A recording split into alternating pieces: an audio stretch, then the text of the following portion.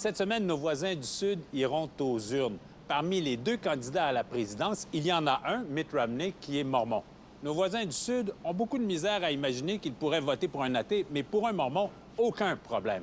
Alors, qui sont au juste les mormons? Rencontre avec un mormon du Québec, Maxime Tremblay.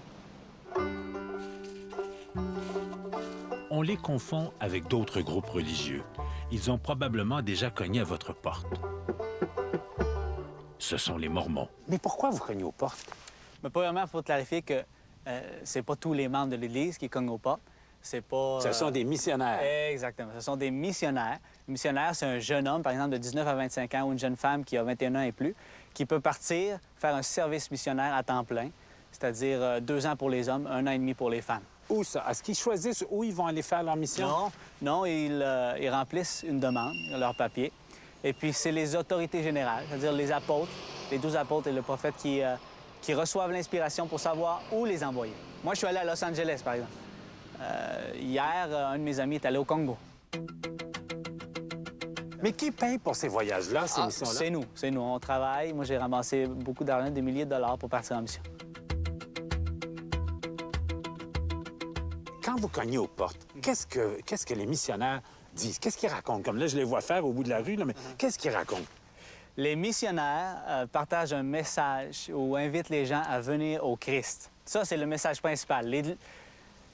Les Mormons, en fait, ils s'appellent un membre de l'Église de Jésus-Christ des Saints des Derniers Jours. Ouais. Alors, on est chrétien. On invite les gens à venir au Christ à travers l'Évangile rétabli. C'est-à-dire, on croit que l'Église de Jésus-Christ a été rétablie. Les Mormons se disent donc chrétiens. Et d'ailleurs, les véritables chrétiens. Ils ont la conviction que l'Église de Jésus s'est perdue au fil du temps. Et s'ils disent que l'Église a été rétablie, c'est qu'autour de 1820, un Américain du nom de Joseph Smith a une révélation divine. Dieu a donné à Joseph la mission de rétablir l'Église et de préparer le retour du Christ qui doit avoir lieu en Amérique.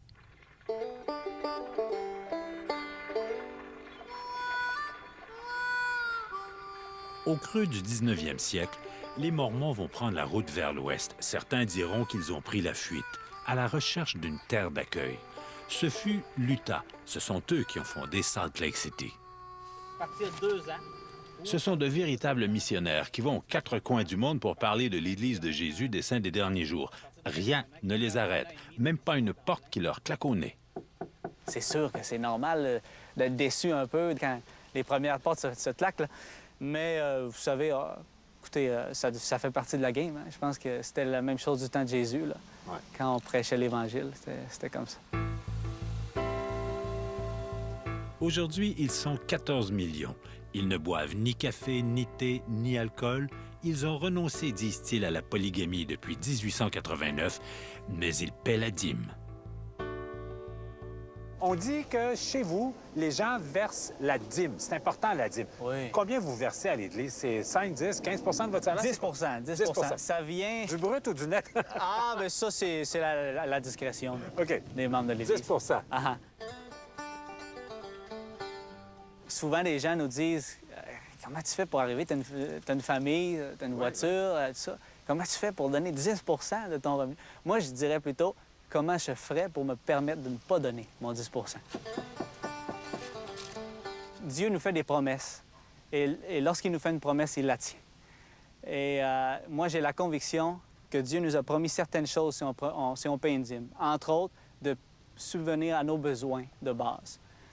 De nous bénir de plein de manières. J'ai une conviction et j'ai vu ça dans ma vie en payant une dîme, des bénédictions ou des choses positives arriver dans ma vie. Ça, c'est ce qu'on appelle la foi. C'est croire que Dieu va accomplir ses promesses. En fait, le secret, c'est de payer une dîme.